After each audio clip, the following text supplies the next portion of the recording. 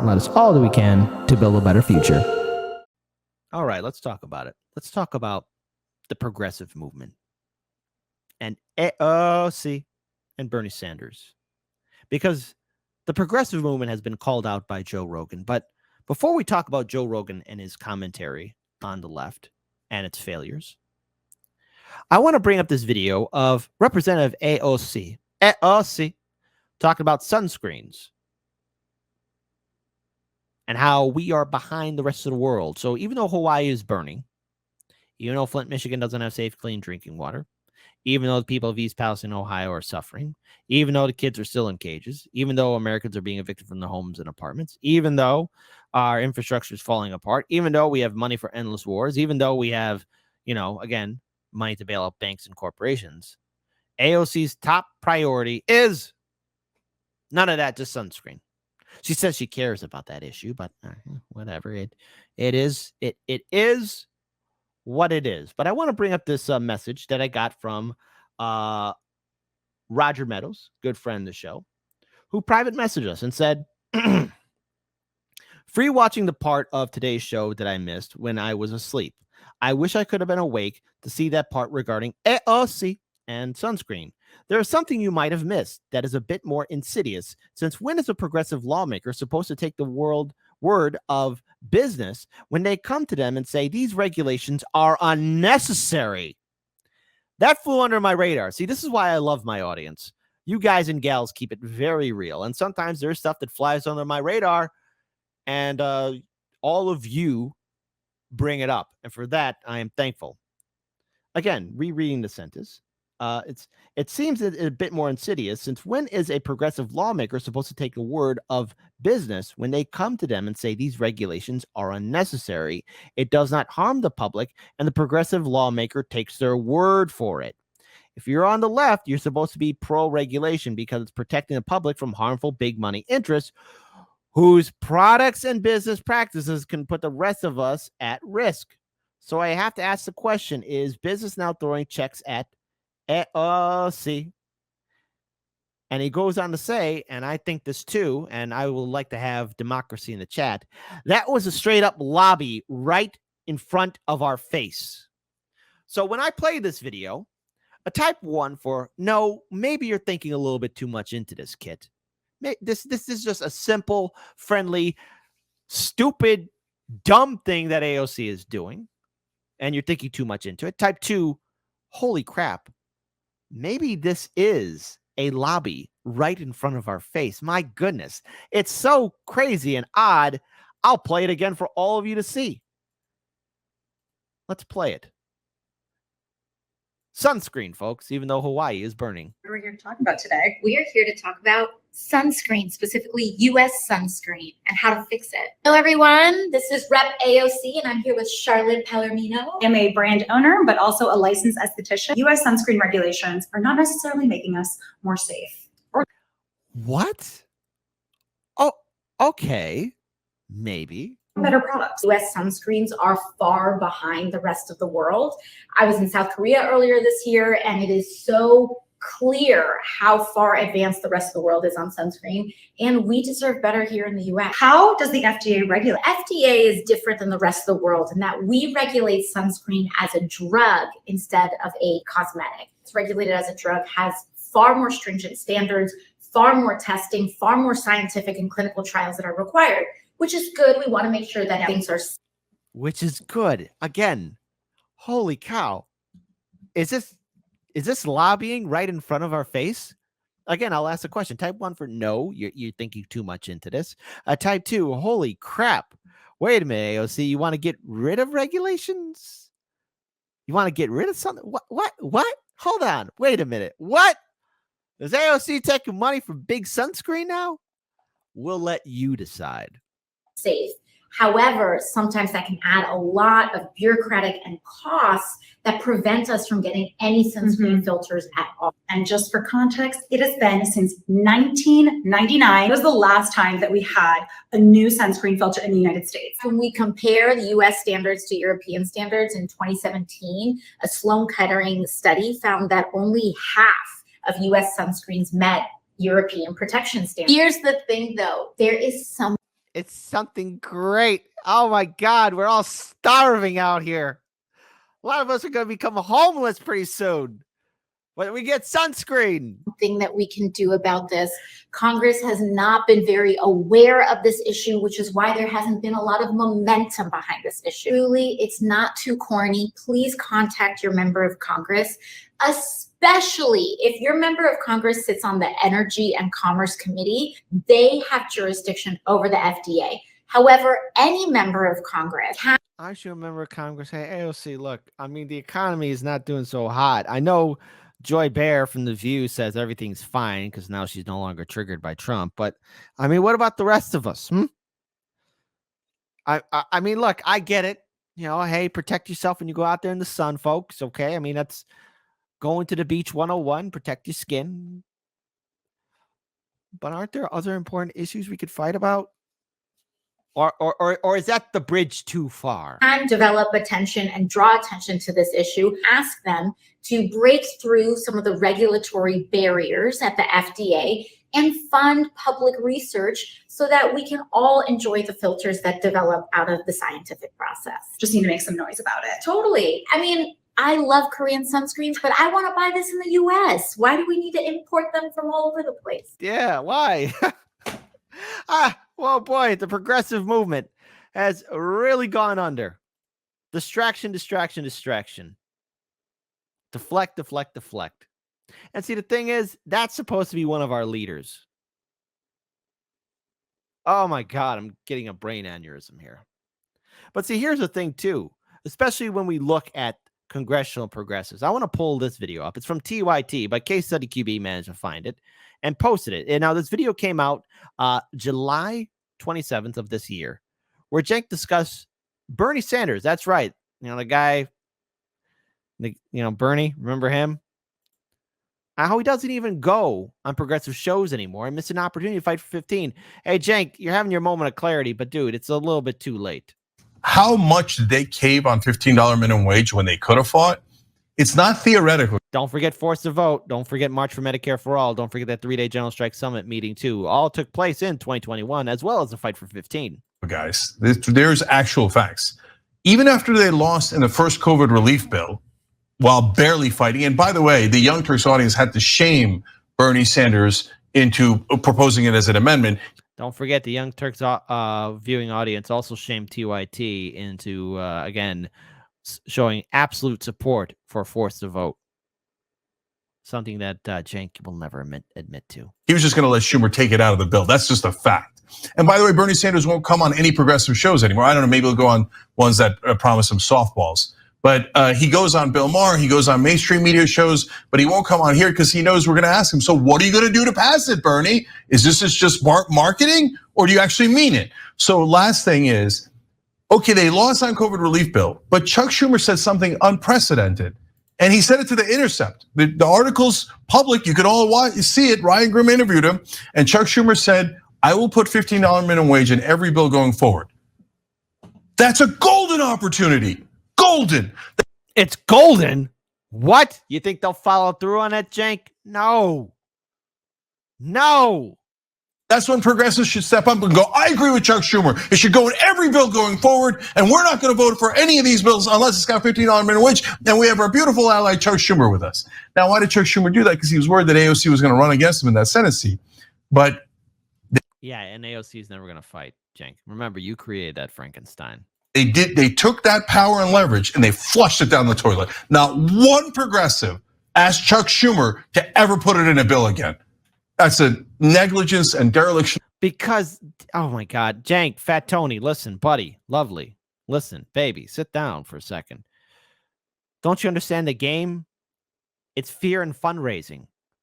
It's a fear of, oh, you got to support us, give us money so we can stop Trump. And also, again, like any abuser, oh, baby, I promise I won't hit you again. I'll do these things you want. Just support us. And I promise I won't slap you in the mouth anymore. So, they'll say like, yeah, Medicare for all. That's a good thing. $15 minimum wage. It's a good thing. Student debt forgiveness. It's a good thing. Will I fight for it? No. Because then they lose that money. It's all about the dollars. Of duty beyond imagination. It breaks my heart to tell you that, but that's what happened. These guys, they don't know politics at all. So it's just incredibly dispiriting to see this happen. But by the way, to Bernie and to the Justice Democrats, I know you mean well. I'm not questioning your intent at all. So prove us wrong. Fight for these.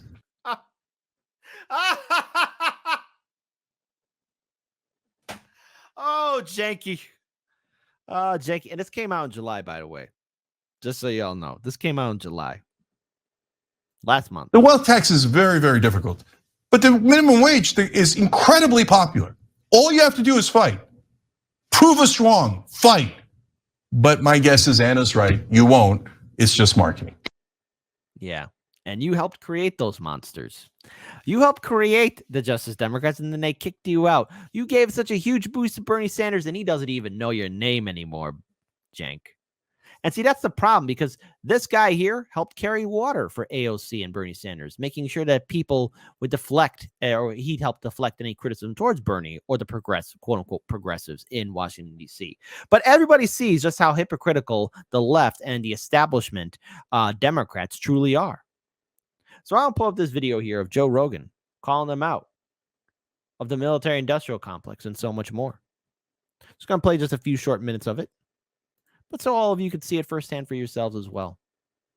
The tribal war between human beings that seemingly will always exist. It'll never end. It's so fascinating how that mindset just takes new forms, you know, and has the same behavior, the thing that it hated decades earlier, like on the left, like this want for war in Ukraine, this trust in the military industrial complex in Ukraine. Like what happened to you guys? Yeah. Like you guys are a totally different thing. Like no one's discussing every argument made against, rightly, the Iraq war and the Afghanistan war. Like, what's the plan? Yes. We're going to be in a quagmire. Yes. You know, the money would be better used at home. All of those arguments were used, you know, ad nauseum by people on the left, and they were right. And now if you bring up any of those arguments about the Ukraine, you're called heartless. It's weird. You're called a Putin apologist. It's weird. So and it's weird. The best take on it was Trump. Right. When he was doing that, what is her name? Caitlin Collins? Is that what her name is? The journalist that was asking him, and she was kind of like trying to say in a gotcha way. Right. Who do you want to win? Do you want Ukraine to win this war? And he said, I just want people to stop dying. And that is somehow controversial. Yeah. And that's because it's coming from him. Right. Anything that he says, no matter how logical it is, people are going to attack. 100%. And that was a very logical statement. I just want people to stop dying. By the way, that's the appropriate response to truly, really every war out there. Yeah.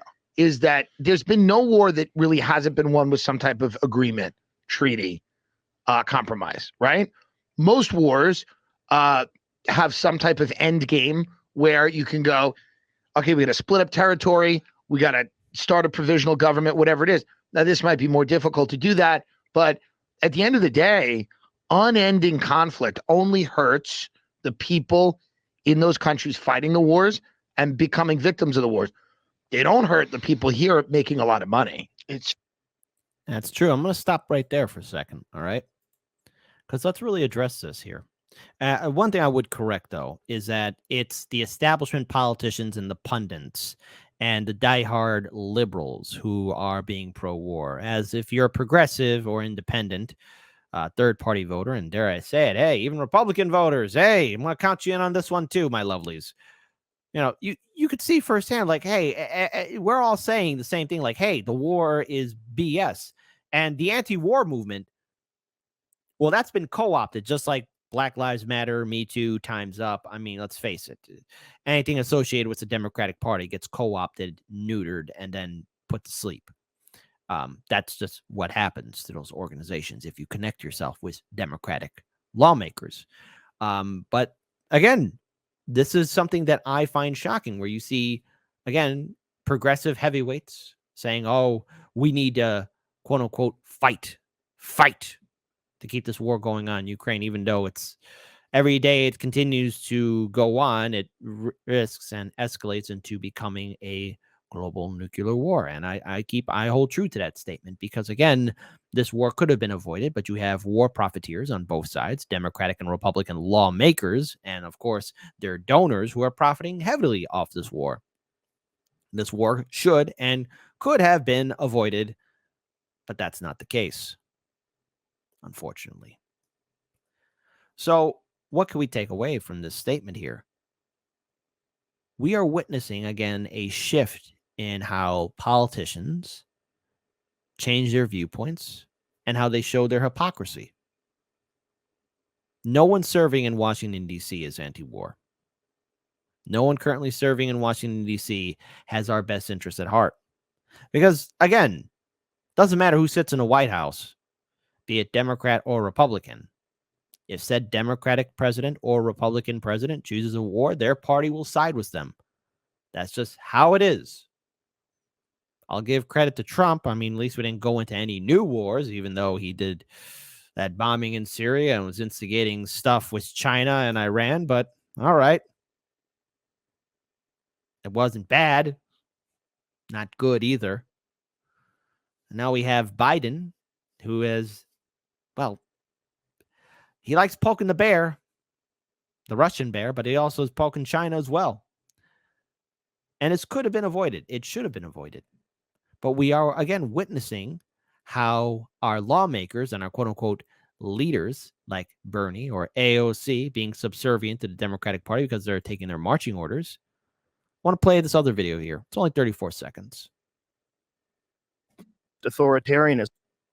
I'm going to rewind that. The culture shift between right and left authoritarianism. And now people don't recognize that if you just stop looking at it in terms of red and blue, look at the actions, whether it's war, suppression of free speech, pharmacological interventions that are mandatory, Right. whatever the fuck it is, that used to all be associated with the authoritative right, the authoritarian right. And now those things are being embraced by the left. And I just think it's just an ideology thing. And I think we get confused and we think we're on the right side. We're on the right side. And if it's our side that's saying this, for sure, that's the right thing to do. And no one's critically thinking about this. The culture shift. Yep.